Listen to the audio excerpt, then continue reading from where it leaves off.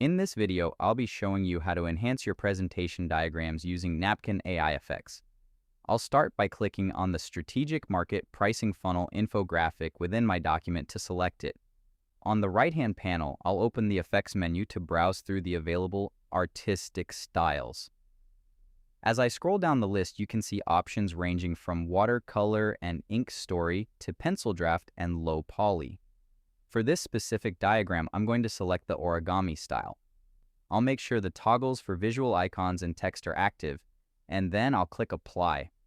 Now, I'll wait a few moments while the AI generates the new visual effect. This process usually takes less than a minute and is a fantastic way to give your graphics a custom, professional look with just a few clicks.